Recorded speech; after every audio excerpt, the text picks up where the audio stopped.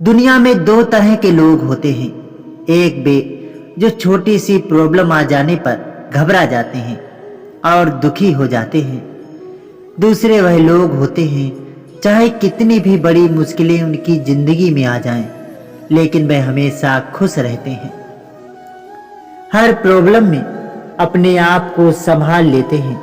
एक वे जो जिनके पास सब कुछ होते हुए भी लेकिन फिर भी वह हमेशा दुखी दिखते हैं। आपको हमेशा वे दुखी ही मिलेंगे। और दूसरों वे जिनके पास कुछ हो या ना हो लेकिन वह आपको हमेशा खुश दिखते हैं, मुस्कुराते हुए मिलते हैं। एक फकीर एक देश की यात्रा पर निकला। जब रास्ते में रात हो गई तो वो एक व्यक्ति के घर रुक गया। उस व्यक्ति का नाम था आनंद। आनंद ने उस फकीर की खूब सेवा की और दूसरे दिन आनंद ने फकीर को उपहार देकर विदा किया। वह फकीर आनंद की सेवा से बहुत खुश हो गया और दुआएं देने लगा कि हे भगवान, आनंद को हमेशा खुश रखना और वे हमेशा दिन प्रतिदिन आगे बढ़ता ही रहे। इस बात पर आनंद हंसने लगा और फकीर से आनंद बोला, हे फकीर, जो है वह भी अब नहीं रहने वाला। इस बात पर फकीर आनंद की तरफ देखता ही रहा और वहां से आगे चला गया। कुछ साल बाद फिर फकीर आनंद के घर आया और देखा सारा धन और सारी संपत्ति सब कुछ चला गया है। आनंद एक गांव के ही बड़े जमींदार के यहाँ नौकरी कर रहा है।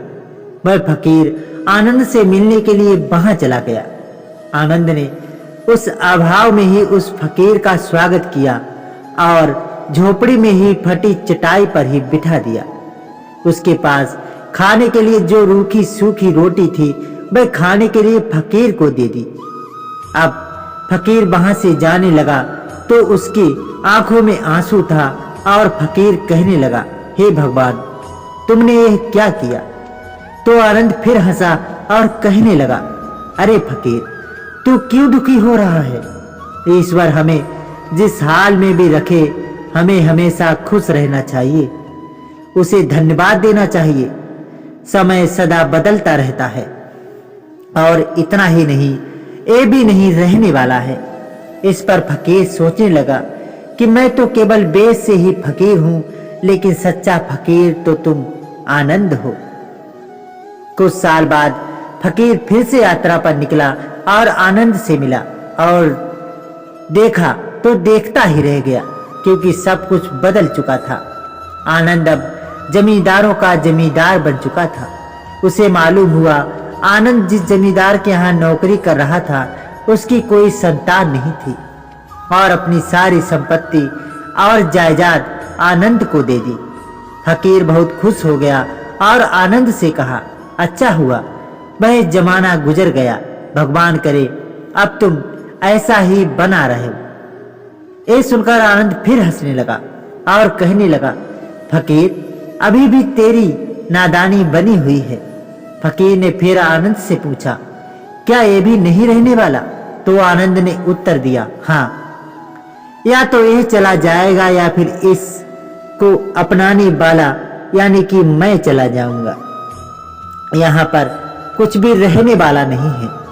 अगर कोई चीज शाश्वत है तो वह है हमारी आत्मा, वह हमारी मन की शांति, वह है हमारे मन का सुकून, और बाकी जो कुछ भी है वह हमेशा रह नहीं सकता।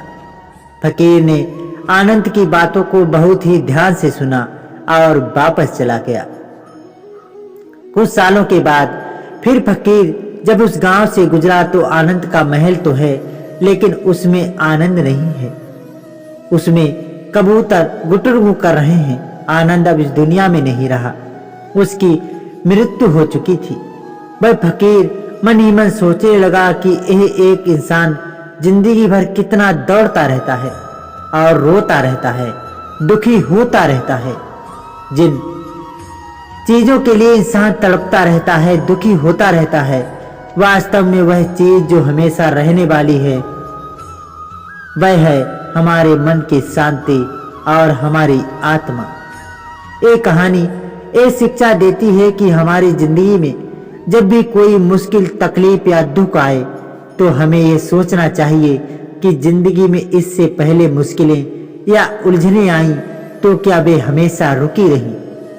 जैसी सारी मुश्किलें आकर चली गई वैसे ही यह भी मुश्किल चली जाएगी। ये भी हमेशा रहने वाली नहीं है। तो आप हमेशा याद रखिए कि जिंदगी में कितना भी बड़ा दुख क्यों ना हो, वह हमेशा रहने वाला नहीं है। ये दुख भी चला जाएगा।